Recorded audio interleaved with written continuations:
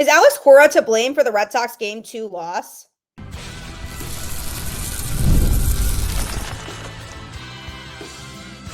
You are Locked On Red Sox, your daily Boston Red Sox podcast.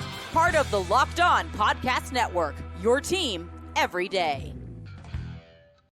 Hello and welcome to Locked On Red Sox, your daily Boston Red Sox podcast, part of the Locked On Podcast Network, your team every day.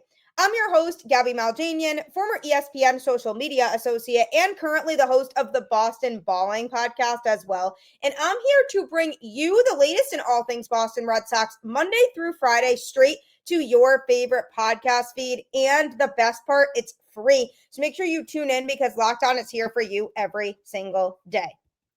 Well, last night sucked. What an infuriating loss. I am so mad today. The Red Sox had plenty of chances to close the door on the Yankees last night, and they failed to do so. Now the Yankees have some momentum and confidence back going into Game 3, where they still have home field advantage. So I'm going to be discussing all things that went on in that game from last night. Is Alex Cora to blame? Trevor Story, clearly built for the postseason, and a Game 3 preview.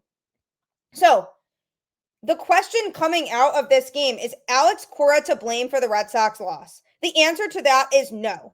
Why? Because while there were certainly decisions that Alex Cora made in this game that I questioned, for one, Brayan Bello, he kept him in for a very short period of time. 2 1/3 innings, giving up 4 hits and 2 earned runs, which both came in the form of a 2-run homer, and he had a walk. He threw just 28 pitches, with 17 of those being strikes. And then in the 3rd inning, he gave up a couple base runners, and Alex Cora came out and pulled him right away and put in Justin Wilson.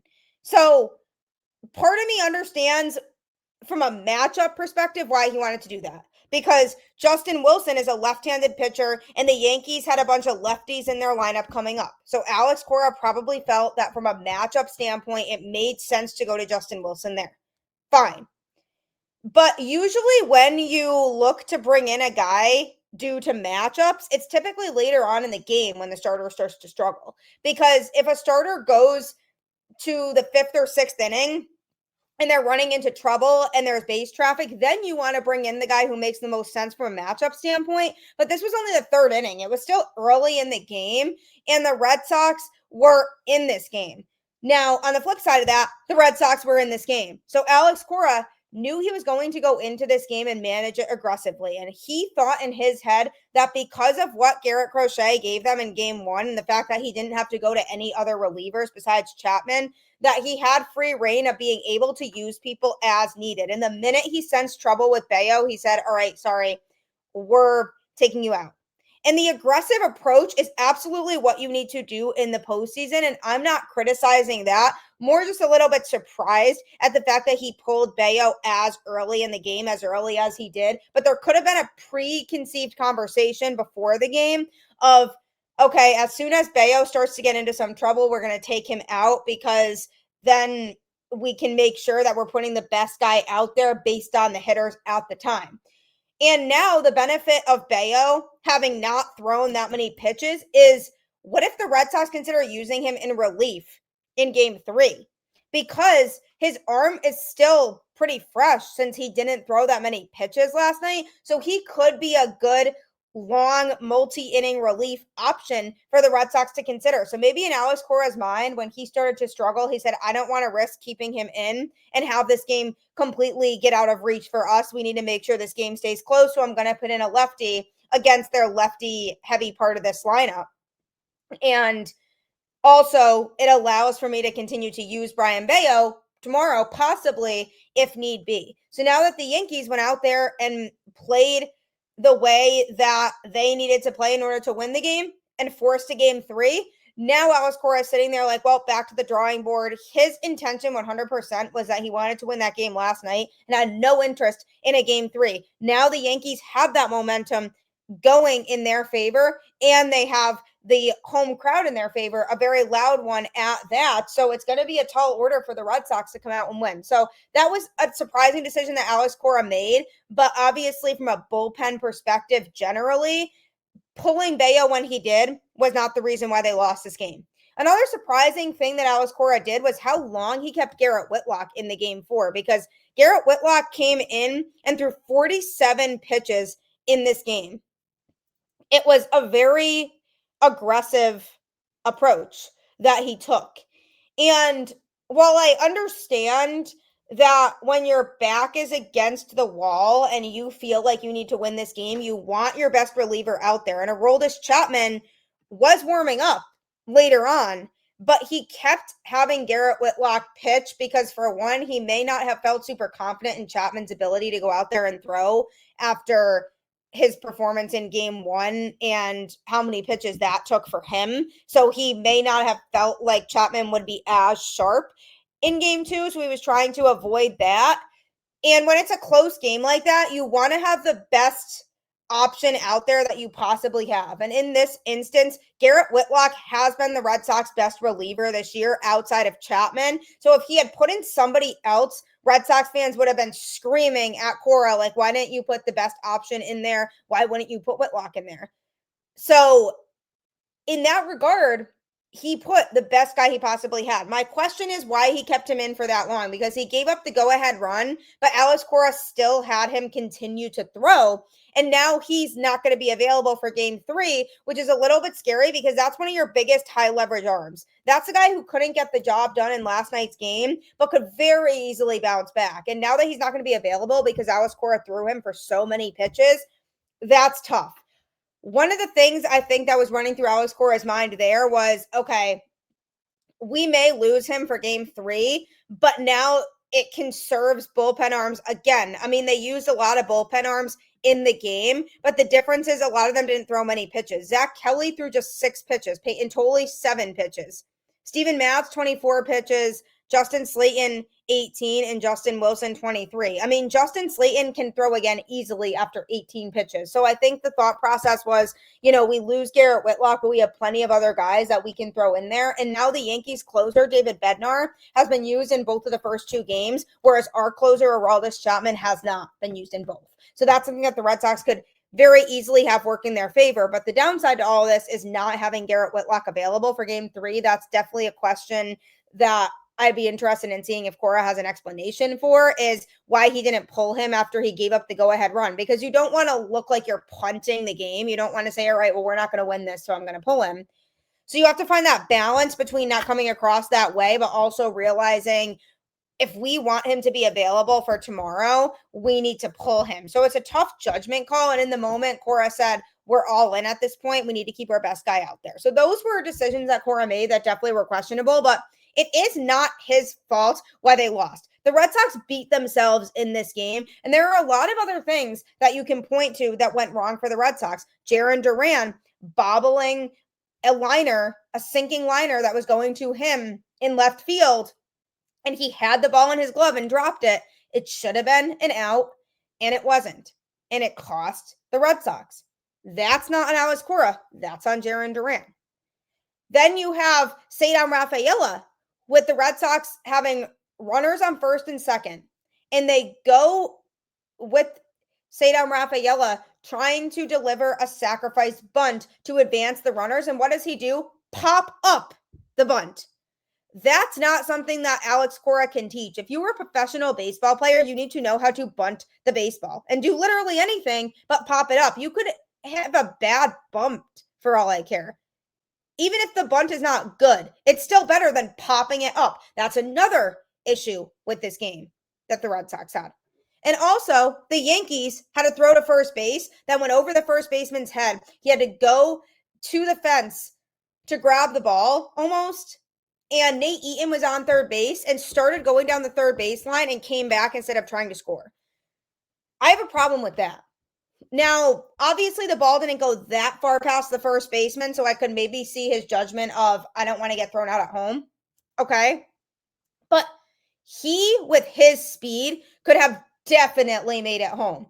You have to be aggressive on the base paths. That's the whole reason that Alex Cora has guys like Nate Eaton in the lineup, is because his biggest strength is speed. You need to be able to utilize your speed in a game like this when your team is facing a good pitcher. And the fact that he didn't advance there made me very mad. And the fact that he questioned it, he was already starting to go, and then he didn't because he was worried he was going to be thrown out. But in that situation, you have to trust yourself.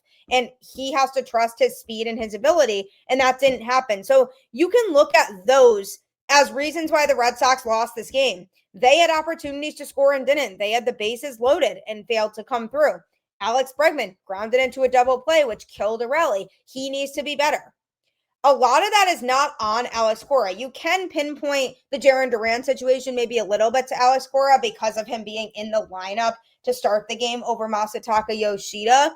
But Yoshida came in to pinch hit at a good time, and the Red Sox, it looked like, were going to score some runs in that inning and did not. So, yes, did Alex Cora do some things in this game that were not perfect? 100%. He definitely made some questionable decisions. But overall, when you're looking about how this game went in general, the Red Sox made too many mistakes to the point where they were beating themselves. And the Yankees were almost handing it to them because the Yankees would have the lead, then lose it. Then they would take the lead, then lose it again. And then they took it again and ultimately kept it and hung on for the win. But this was very much a winnable game and one that it felt like got away from the Red Sox. And Alex Cora's job isn't to coach these guys as if they're Little League baseball players. They are professional baseball players. They need to be able to do their jobs.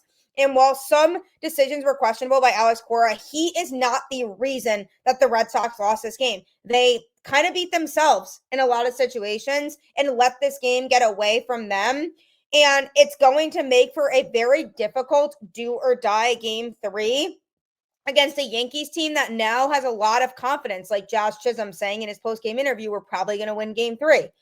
They got some life again. And that's exactly what I didn't want to see happen. So how is that all going to play out? Hopefully well for the Red Sox. But coming up, one player who's really shown up so far in this series and we're really going to have to rely on heavily in game 3 is Trevor Story. I'm going to be discussing him.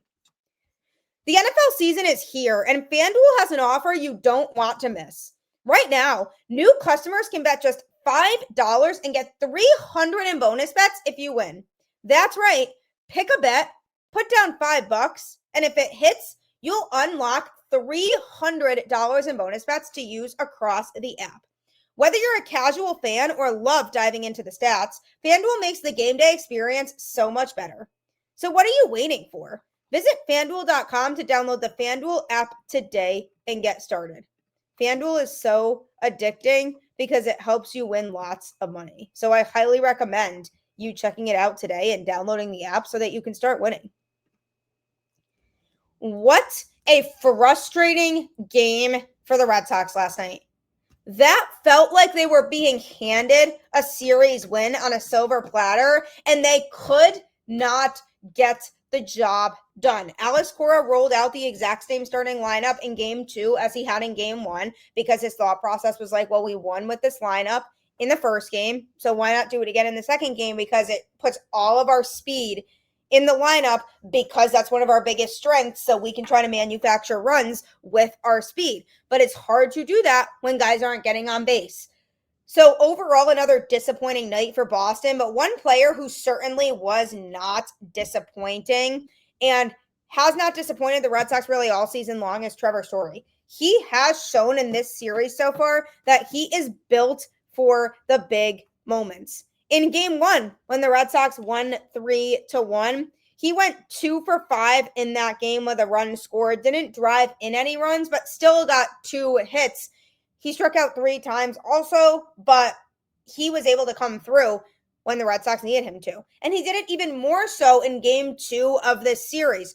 In game 2, even though the Red Sox lost, Trevor Story still had a really good game. He went 2 for 4 with a run scored and 3 RBIs. He drove in every single one of the Red Sox 3 runs. He hit a home run and he struck out. That was his stat line from the game. But his hits came at big times. He drove in 2 runs for the Red Sox early on a hit, and then he hit a game-tying home run to make it a 3-3 game late. So Trevor Story is having the postseason so far that I thought Alex Bregman was going to have. Alex Bregman is the guy who has the most experience out of this position group on this team with playing in the playoffs, and not even just playing in the playoffs in general, but playing in the playoffs at Yankee Stadium, which is not an easy place to go if you're a visitor in general, but especially in the postseason, and especially if you're the Boston Red Sox. There's just a lot of toxicity that goes on, and Alex Bregman is used to that because he has played in the postseason at Yankee Stadium when he won the World Series with the Astros. He is used to this. So I feel like he is in his head. He's somebody who absolutely needs to be called out a little bit more. He did get a big hit in game 1 that drove in a key insurance run, and he went 2 for 4 in that game. But in game 2, he went just 1 for 3 with a walk. And he just hasn't been performing to the level in which we need him to, with how much we are paying for him to be that guy in the postseason. I mean, he grounded into a double play. He popped up in big moments. He just isn't coming through when the Red Sox need him to. And part of that probably is that he's in his head right now, because Bregman knows he's the veteran on this team. For everything I just described, him being the experienced guy in the postseason, him being the guy who's been around for a while, you take him compared to the rest of the position group on this roster and how young and inexperienced those guys are. A lot is riding on Alex Bregman, and I do think that's definitely getting in his head a little bit when it comes to his ability to perform well in this series. He's somebody who, if he can step up in game 3 and come up big for this Red Sox team, that could be a prime opportunity for the Red Sox to close out this series. Trevor Story is showing that he is built for these moments. And we have been waiting for a while for a Trevor Story breakout. Before he got hurt, when he first came to Boston, the hope was that he was going to be a key player for this Boston Red Sox team. And then he was battling injuries and didn't really have a fully healthy season with the Red Sox. And he said, going into spring training this year, I am ready to go back out there, and I want to show these Red Sox fans that they did not make a mistake by deciding to bring me here. And he surely is having a huge comeback season for this Red Sox team between his offense, his defense, and his stolen bases. There are a lot of things that Trevor Story has done well this year, and we are absolutely going to need that and then some in game 3. The biggest thing with Trevor is that I trust him to go up and get that big hit for this Red Sox team, and you don't say that about everybody. There's just not enough confidence in everybody in this lineup right now to really say, oh, I would feel comfortable with him being the guy out there on the field when the Red Sox really need somebody to deliver that big hit. I could see that 100% with a guy like Story. And I never thought before this season started that Trevor Story would be a guy that I would be saying that about. I did talk about on the podcast at one point pretty extensively prior to the season starting. I did a full evaluation on Trevor Story and what to expect from him this season. And I said, be prepared for a big season from him. And I meant that, but I certainly did not think it would go this way. And I am very happy about it. He is the heart of the Red Sox lineup. You want Trevor Story up with runners on base, and he's been killing it in that 2-hole. Alex Cora should not mess with that. Keep him in the 2 spot and Alex Bregman in the 3 spot, because Trevor Story has been huge hitting in that part of the lineup, and it really provides a lot of life for this Red Sox team. And it goes to show that his veteran presence is important. Alex Bregman has more postseason experience than Trevor Story does, but Trevor Story is a guy who has played at a lot of different places throughout the course of his career, and he truly is motivated to go out there and win. Now, the problem is, if Trevor Story is carrying the lineup, it's going to be very hard to succeed with that against good pitching. You can have him out there to get the big hits if you feel like you trust him to be able to come through. And even if it's a base hit and it's making good contact to advance base runners, if you feel like Trevor Story is somebody who's going to be effective in that area, then 100% you want him out there. But other guys need to step up around him and also be big contributors on offense. What I really like about Trevor Story's game is that he attacks the strike zone and he's not super shy about what he swings at. but he also has been making better judgment as of late because Trevor Story is the king of swinging at balls in the dirt. He's just so good at chasing those pitches. He has been doing a lot better with that as of late. And yes, he definitely still has his really bad swings and misses, but the productivity that he has given us this year has overshadowed that and outweighed it a little bit. So is Trevor Story somebody that I trust to come through in game 3? 100% absolutely. You need Trevor Story in the lineup, and obviously his defense makes a huge difference, but there are other players around him that need to be able to continue to step up. The Red Sox 7, 8, and 9 hitters are the ones who have contributed the most on offense in this series for the Red Sox. And again, nobody thought that was going to happen, but you have guys like Nick Sogard and Cedar Rafaela contributing a lot more than a guy like Alex Bregman is, who hits towards the top of the lineup. While that's great and all, you need the top of the lineup to also be able to come through. If Bregman can get to where Trevor Story is, that is huge for this offense. Do I feel like Alex Bregman will get there tonight? Probably not, unfortunately, because of how much he has been struggling. But if Alex Bregman comes up to the plate in a big moment, there is a chance that he is the guy you'd want up in that situation. And I say that because he's used to all the pressure, and he's just one big hit away from Red Sox fans being like, all right, that's exactly why he's here. And yes, he got a big hit in game 1, but I mean a big hit, as in the Red Sox are down by a run and he drives into.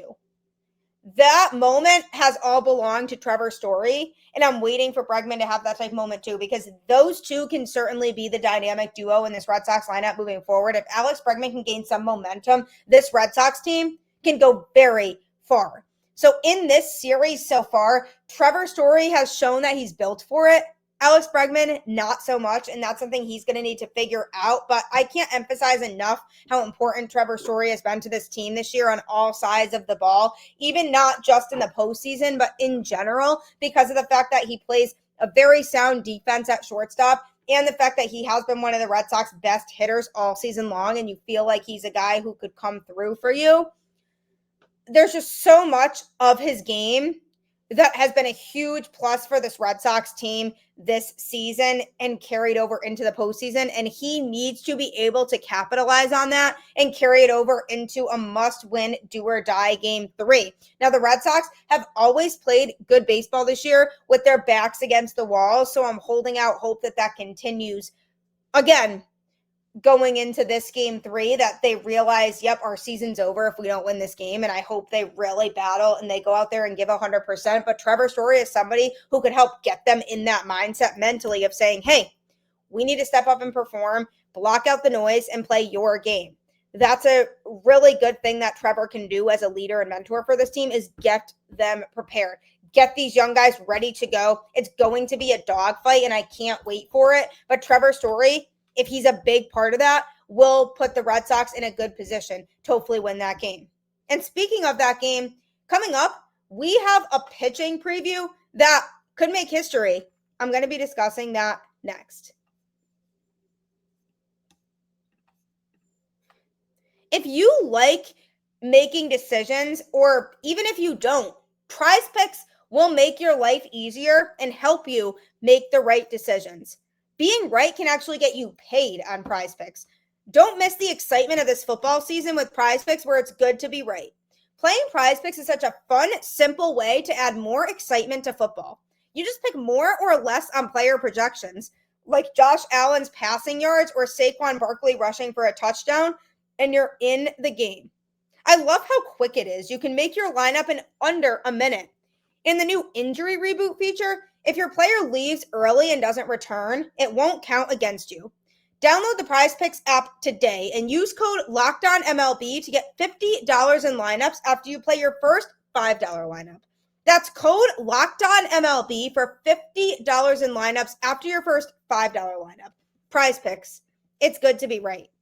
It really does feel good to be right. So I highly recommend you checking that out. I also 100% think you should check out Gametime, which is the best ticketing vendor for any live event you want to go to. I know we all make last minute plans, but Gametime's perfect for last minute plans because it's the app that gives the advantage back to you. It's fast, easy, and backed by the Gametime guarantee. You'll always get 100% authentic tickets delivered on time and at the best price. Plus, all fees are included, so the price you see is the price you pay. The app made it super simple. I could even see the exact view from my seat before buying. And fees are included, so you know your total upfront with no surprise fees at checkout.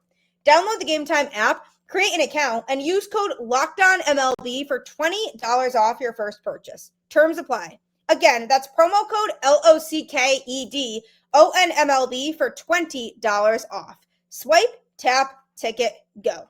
Download Gametime today. I love Gametime. I use it literally every single time now that I want to go to a live sporting event or comedy show or concert because I truly do get cheaper prices than I do other places. So I highly recommend you purchasing tickets moving forward from Gametime, especially if you want to go to this dramatic Game 3 at Yankee Stadium. Speaking of this big dramatic Game 3, what a good thing for baseball.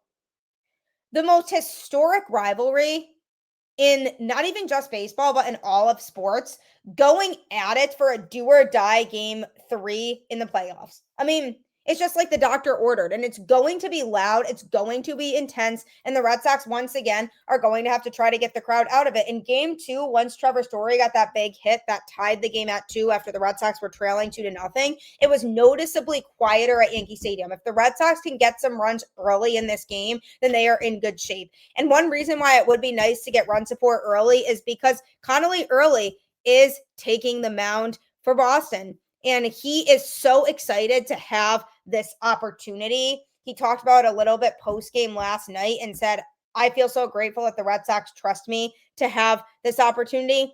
He was the number 6 prospect for the Red Sox per MLB pipeline and wasn't initially in the plans to be in the club's starting rotation in September, let alone October.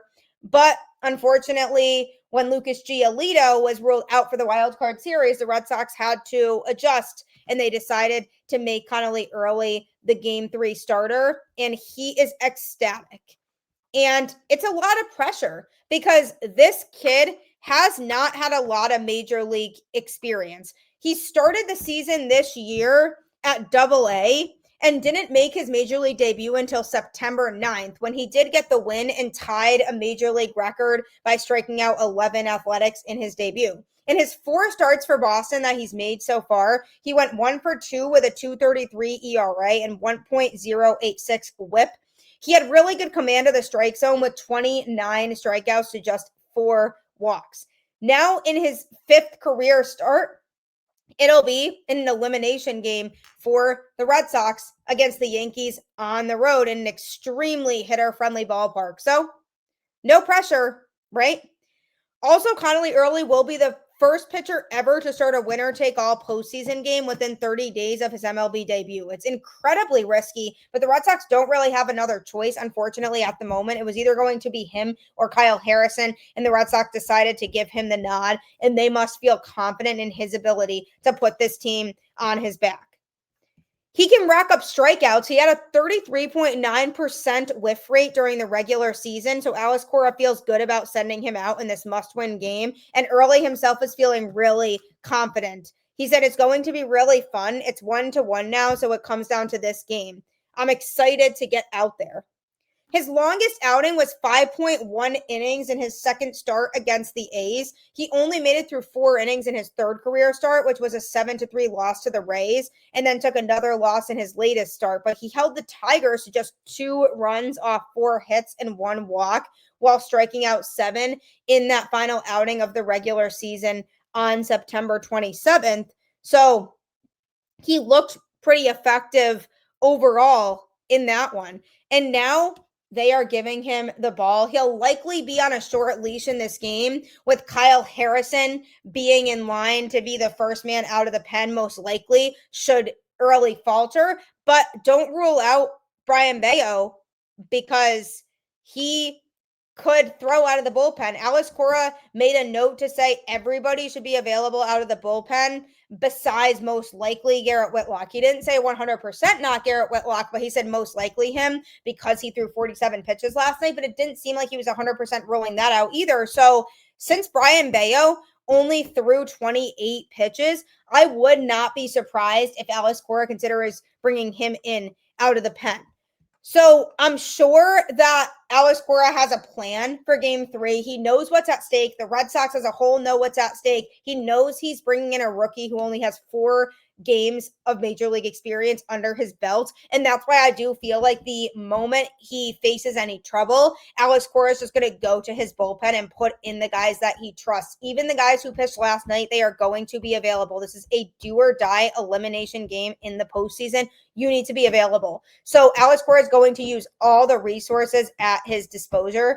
And when you have Connelly Early out there and you have no idea how he's going to respond to this type of pressure, you need to have guys ready to go. So if he dominates and he's lights out, Alex Cora will keep him in. But the moment that there is trouble sensed, he probably will pull him. I don't see him letting Early go 2 or 3 times through the Yankees order. I could see it being he goes through the order once, maybe twice, and then he gets pulled. The advantage he has is that the Yankees haven't seen him before this year, so that's something that he could navigate and be able to select the right pitches and what he should hone in on based on that.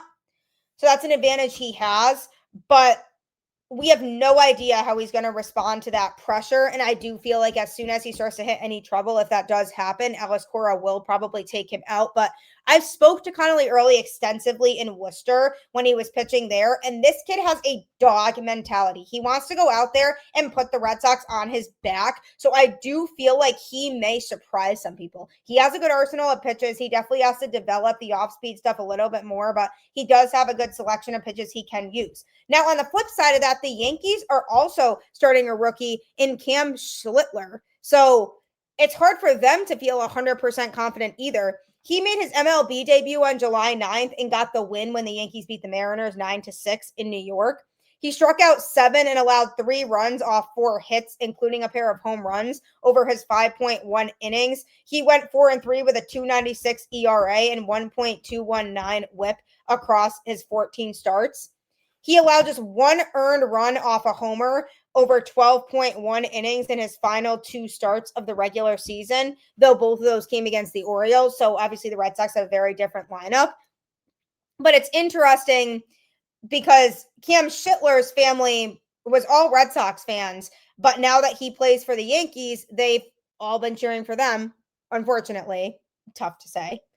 But he grew up in Boston and he takes pride in being from there. And he just enjoyed being a Red Sox fan. And now his family's Yankees fans because that's his team now.